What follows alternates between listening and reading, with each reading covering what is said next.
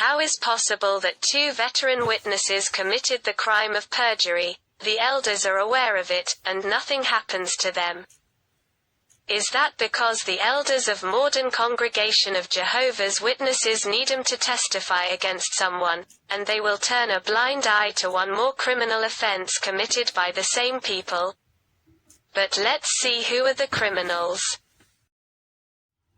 Adelia and Jalma Rodriguez are veterans Jehovah's Witnesses.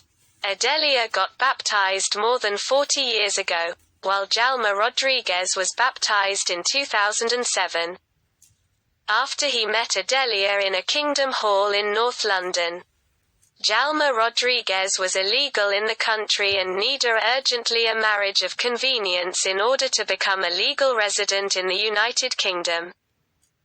During the period in which they were dating, they even stolen government property, when they removed a couple of parking signs from one neighborhood to their own neighborhood.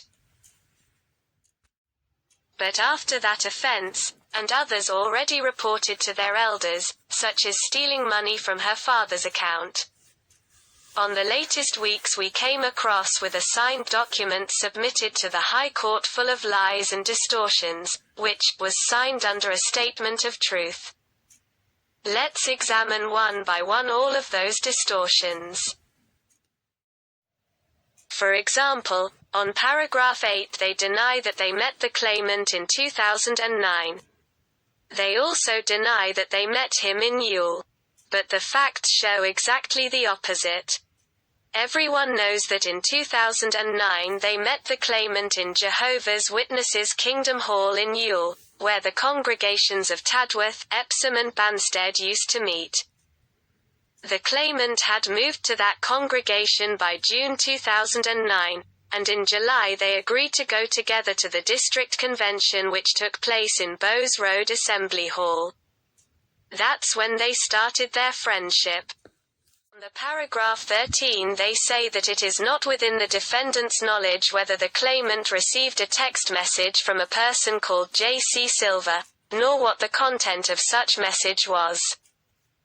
But they are lying again. By the 28th of July 2021 the claimant had sent a WhatsApp message stating that he received such messages and a screenshot of that message was attached.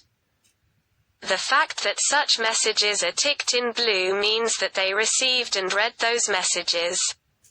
They are just pretending that are not aware of that as an excuse to not suffer the consequences of such slander. On paragraph 14 there's another lie.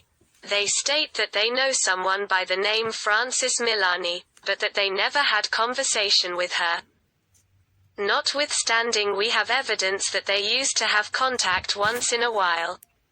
They even had a chat when Frances' husband was insulted by Udo Steinmeier. And they spoke about how it would be possible to someone be aware that Marcel Milani had also conversations with the Elders of Morden about Amadeus. Adelia had stated that one day Amadeus had sent her a message explaining everything which the Elders of Morden were talking about in a meeting, inclusive details of an invitation for a football match.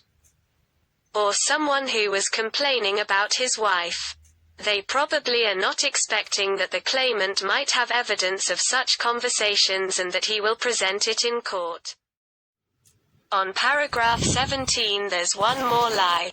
They state that they are aware that they're elders in the congregation, but they never had contact with them.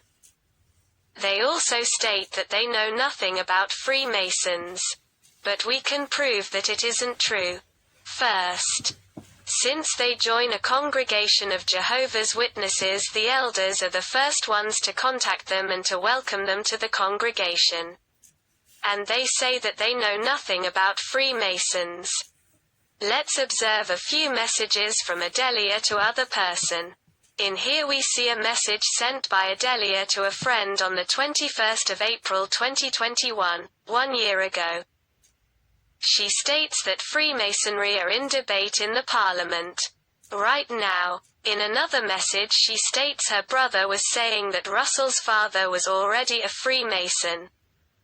and that her brother knew that place where is located the Charles Taze Russell grave with a massive pyramid behind, which was removed last year in September to cover up any links between Jehovah's Witnesses leadership and the Freemasons. She even states that such pyramid should serve as a grave to all the presidents of the Watchtower Society, however that Rutherford has declined.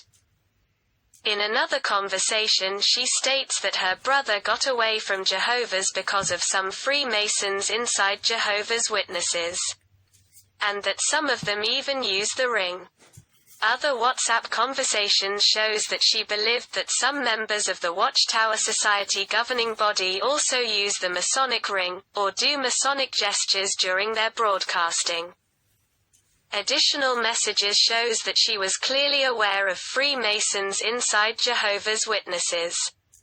She also deleted some messages to avoid being accused of approaching this subject. On the same paragraph they stated that they never had contact with Tim Eagles or any other elder of Morden congregation. But the claimant has solid evidence that conversations between Adelia and the Elders of Morden took place since the 23rd of July 2021. And when the claimant threatened her of a court claim for slander, the Elders of Morden suggested to swap her for her mentally retarded husband, who immediately volunteered to replace her as a witness against Amadeus, the main target of the Elders of Morden in an obsessed desire to expel him from the Jehovah's Witnesses organization. In this image we can see that everything was stated in a document signed under a statement of truth once we could already prove that everything they said was not true.